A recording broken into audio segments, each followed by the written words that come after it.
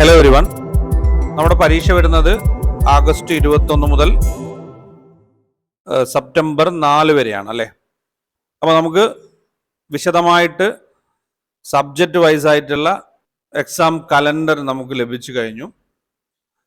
അതിൻ്റെ വീഡിയോ നമ്മൾ വളരെ കൃത്യമായിട്ട് നിങ്ങളെ അറിയിച്ചതാണ്. അപ്പോൾ ആ ഒരു വീഡിയോ ചെയ്തതിന് ശേഷം ഒരുപാട് സംശയങ്ങളാണ് നിങ്ങൾ ചോദിക്കുന്നത്. പലരും വാട്സപ്പിലൂടെ മെസ്സേജ് അയക്കുന്നുണ്ട്. പല ചോദ്യങ്ങളും വളരെ കൃത്യമായിട്ട് മറുപടി നൽകേണ്ടത് കൊണ്ട് തന്നെ വാട്സപ്പിൽ മറുപടി നൽകാൻ കഴിഞ്ഞിട്ടില്ല. അതുകൊണ്ട് കൂടിയിട്ടാണ് ഇങ്ങനെ ഒരു വീഡിയോ ചെയ്യുന്നത്. അപ്പോൾ നിങ്ങൾ ചോദിച്ചിരിക്കുന്ന പ്രധാനപ്പെട്ട കാര്യങ്ങൾ മാത്രം നമുക്ക് ഇവിടെ നിന്ന് ഡിസ്കസ് ചെയ്യാം. ആർക്കൊക്കെ ഈ ഒരു എക്സാമിനേഷൻ എഴുതാൻ സാധിക്കും? കാരണം ജൂൺ 18 പരീക്ഷയ്ക്ക് പലർക്കും പങ്കെടുക്കാൻ പറ്റിയിട്ടില്ല. അവർക്കൊക്കെ എഴുതാൻ സാധിക്കുമോ എന്നുള്ള രീതിയിലാണ്. പുതിയ ആപ്ലിക്കേഷൻ വേണ്ടതുണ്ടോ? അതുപോലെ തന്നെ അഡ്മിറ്റ് കാർഡ് അല്ലെങ്കിൽ സിറ്റി ഇൻറ്റിമേഷൻ വരുന്ന സമയത്ത് നമുക്ക് പരീക്ഷ സിറ്റി മാറ്റാൻ സാധിക്കുമോ? കറക്ഷൻ വിൻഡോ ഓപ്പൺ ആയിട്ട് ലഭിക്കുമോ? എന്തുകൊണ്ടാണ് ഒരേ സബ്ജക്റ്റ് 2 ഷിഫ്റ്റിൽ വരുന്നത്? നിലവിൽ പരീക്ഷ എഴുതുന്നവർക്ക് ആ ഒരു സംശയം ഉണ്ടാവില്ല. പുതുതായിട്ട് അപ്ലൈ ചെയ്തവർക്കാണ് ആ ഒരു ഡൗട്ട് കൂടുതലായിട്ടും വരുന്നത്. അപ്പോൾ ഇതിൽ നമുക്ക് ഒന്നാമത്തെ കാര്യം നോക്കാം, ആർക്കൊക്കെ പരീക്ഷ എഴുതാം. ഈ ഒരു കാര്യം സംശയം തീർക്കാനായിട്ട് നമ്മൾ NDA വിളിച്ചിട്ടുണ്ടായിരുന്നു. ആ ഒരു സമയത്ത് ജൂൺ 18 ക്യാൻസൽ ചെയ്ത എക്സാമിനേഷൻ ആയിട്ട് ആരൊക്കെ ആപ്ലിക്കേഷൻ അയച്ചോ, ആപ്ലിക്കേഷൻ പൂർത്തിയാക്കിയോ അവർക്കൊക്കെ തന്നെ പരീക്ഷ എഴുതാൻ സാധിക്കുമെന്നുള്ളതാണ് NDA നിന്നും അറിയാൻ കഴിഞ്ഞത്. 11,21,225 പേരാണ് അപേക്ഷ അയച്ചത്. അതിൽ 9,08,580 പേരാണ് പങ്കെടുത്തത്. പലരുടെയും സംശയം, ഈ 9,08,580 പേർക്ക് മാത്രമാണോ പങ്കെടുക്കാൻ സാധിക്കുക എന്നുള്ളതായിരുന്നു. എന്നാൽ അങ്ങനെയല്ല. 11,21,225 പേർക്കും ഈ റീ എക്സാമിന് പങ്കെടുക്കാൻ സാധിക്കുമെന്നുള്ളതാണ്. കാരണം നമ്മുടെ പരീക്ഷ ജൂൺ 18 പരീക്ഷ എന്ത് ചെയ്തു? പൂർണ്ണമായിട്ട് ക്യാൻസൽ ചെയ്തു. അപ്പൊ അവിടെ പരീക്ഷ നടന്നതായിട്ട് നമ്മൾ കണക്കാക്കേണ്ടതില്ല.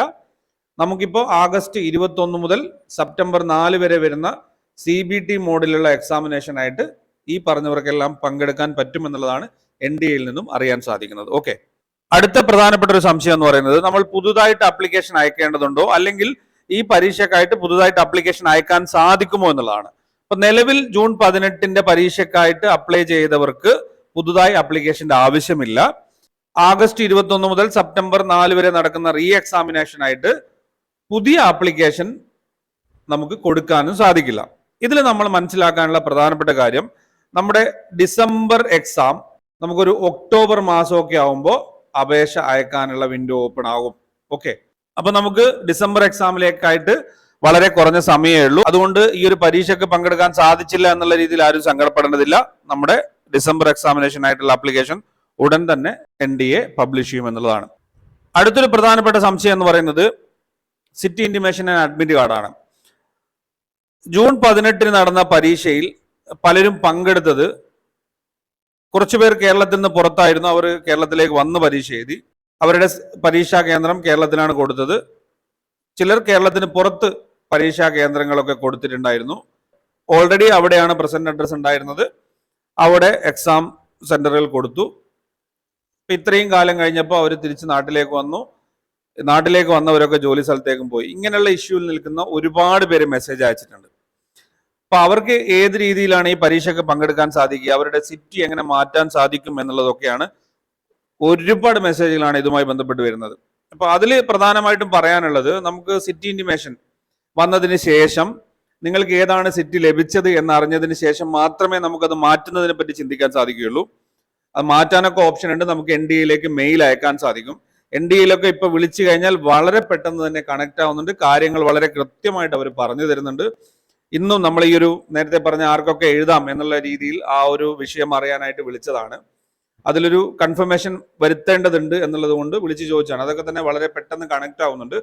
അതുകൊണ്ട് മെയിലിലൊക്കെ തന്നെ അവർ പെട്ടെന്ന് മറുപടി നൽകും, അവർ റെസ്പോണ്ട് ചെയ്യും.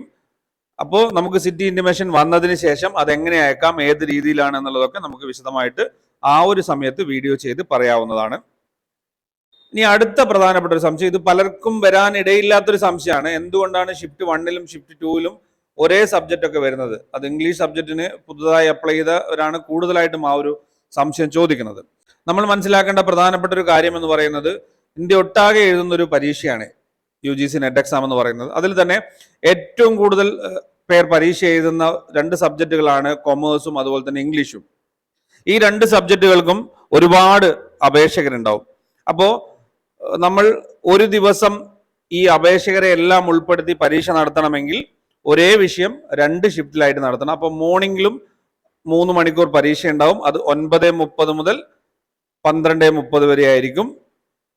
അതുപോലെ തന്നെ ആഫ്റ്റർനൂൺ ഷിഫ്റ്റിലും നമുക്ക് 3 to 6 വരെ സെക്കൻഡ് ഷിഫ്റ്റിലും പരീക്ഷ ഉണ്ടാവും. ഒരേ വിഷയം തന്നെയായിരിക്കും. അപ്പോൾ ഇതിൽ നമ്മൾ മനസ്സിലാക്കേണ്ട കാര്യം മോർണിംഗ് ഷിഫ്റ്റിൽ വരുന്ന ചോദ്യങ്ങളായിരിക്കില്ല സെക്കൻഡ് ഷിഫ്റ്റിൽ വരുന്നത് എന്നുള്ളതാണ്.